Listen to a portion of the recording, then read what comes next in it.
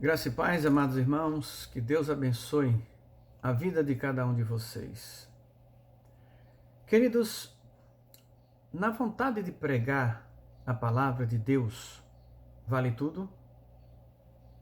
Na vontade de pregar e alcançar mais pessoas, o fim justifica os meios?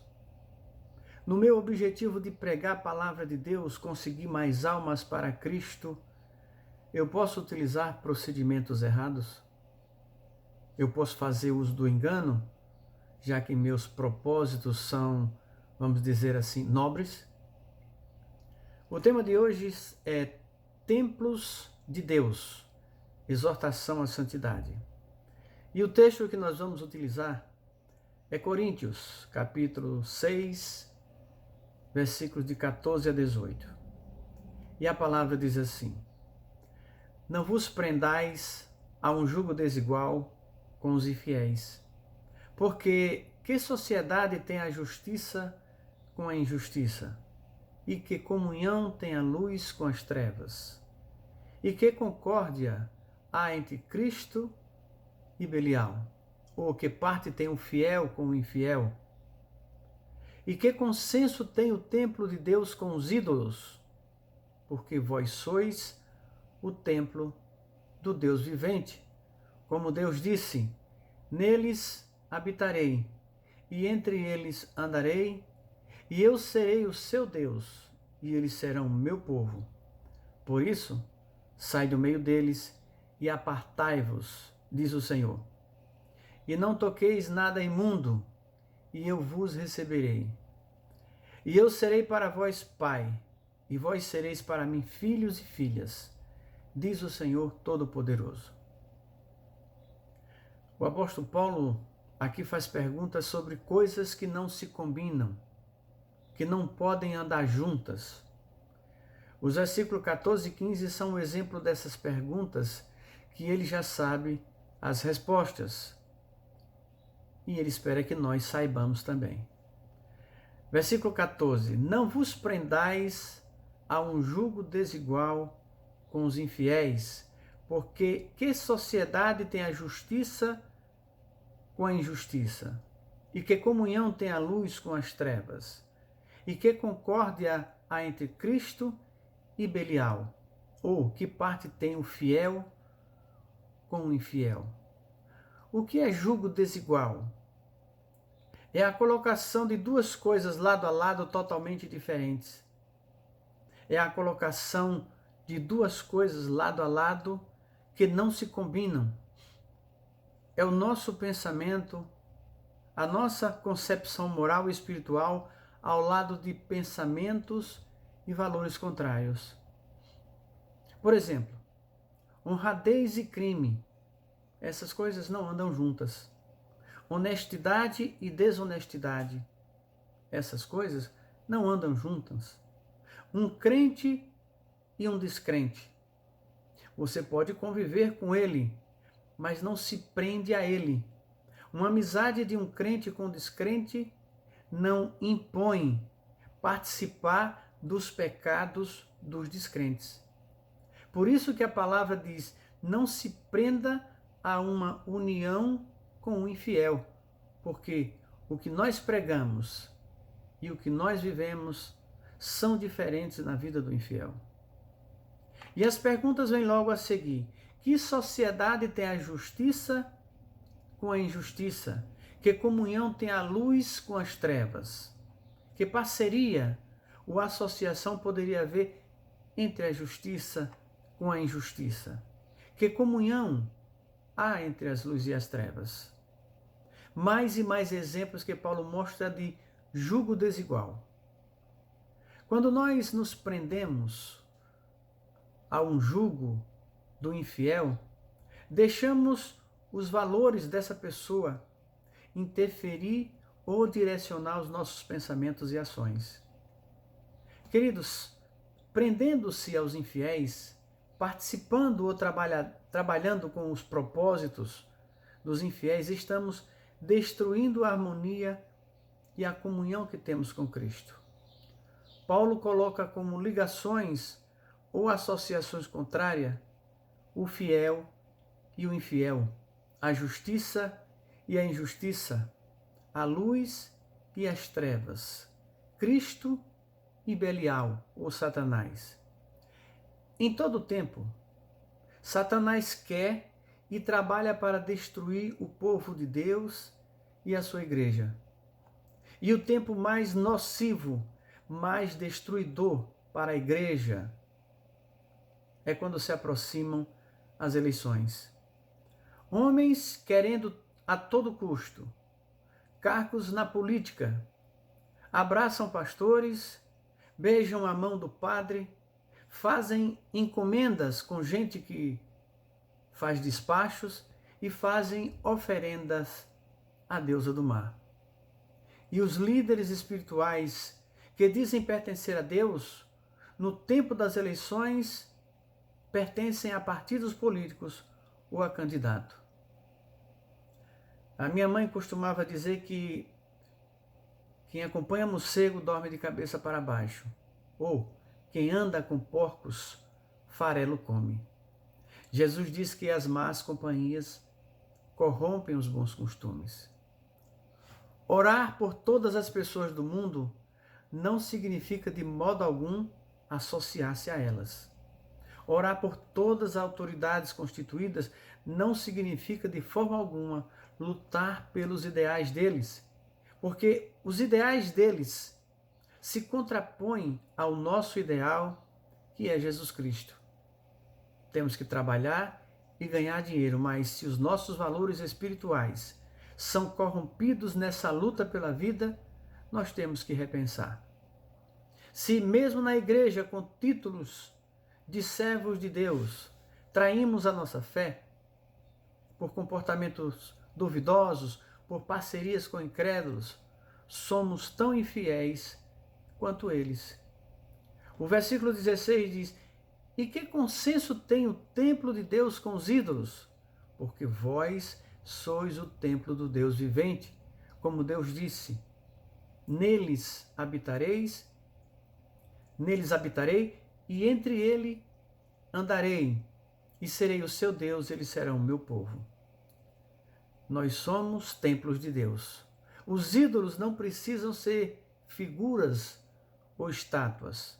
Ídolos são valores e coisas que nós colocamos acima de Deus ou competindo com Deus. É poder, é fama, é dinheiro. Até mesmo pessoas que têm cargos e ganham muito dinheiro, o povo idolatra. É vereador, é prefeito, é deputado, governador ou presidente. De quem Deus está falando em sua palavra quando diz assim: vós sois o templo do Deus vivente, e nesse templo eu habitarei. Daquele que é santuário do Deus vivo. Daquele que faz parte da construção do corpo de Cristo. E nós estamos levando Jesus dentro de nós para fazermos acordos. Estamos levando Deus dentro de nós para fazermos pactos. Levaremos Jesus dentro de nós para nos prender a um jugo desigual com o infiel, com o descrente, com a escuridão, com Belial. Se fizermos isso, na realidade somos apenas figuras na sociedade com um título.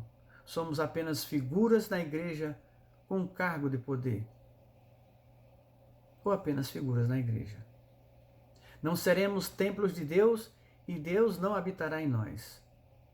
Por isso, Paulo diz, por isso sai do meio deles e apartai-vos, e não toqueis em nada imundo, e eu vos receberei. Saia do meio deles. Apartai-vos, diz o Senhor. Sair do meio deles não significa se isolar, mas viver de forma diferente. Pensar de forma diferente. Separados da impureza moral, separados da impureza espiritual. Não podemos ajudá-los a enganar o povo. É totalmente errado, inadequado e pecado induzir amigos e irmãos a pensarem em promessas que dependem do coração de um infiel, de um descrente, ou como Deus chama, através de Paulo, de pessoas da escuridão.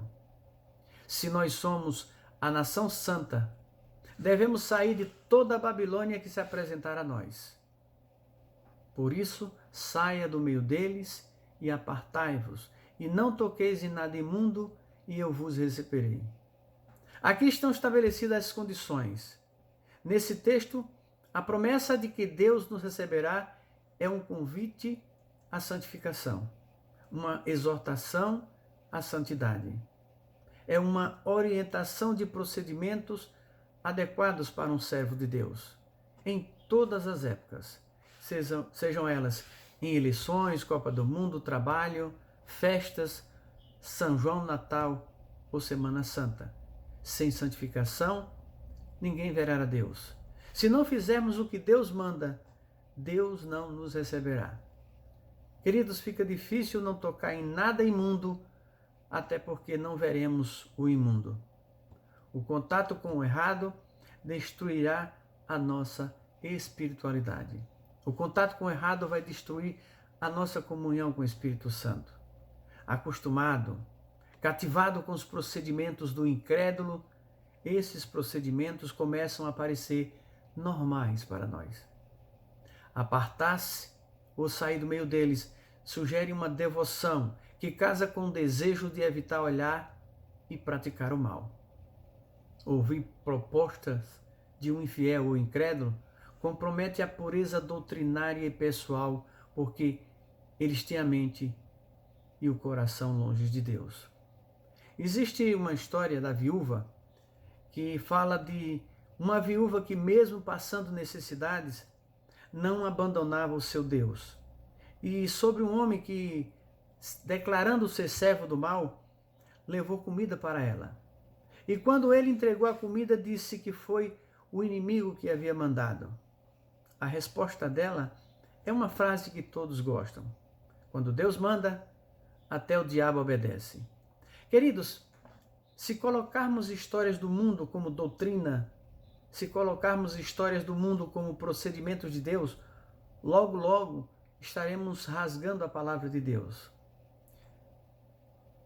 Ilustração é uma coisa, doutrina é uma coisa totalmente diferente. Mas, mesmo assim, a história termina com a viúva glorificando o nome do Senhor e não fazendo pactos ou acordo com o homem do mal.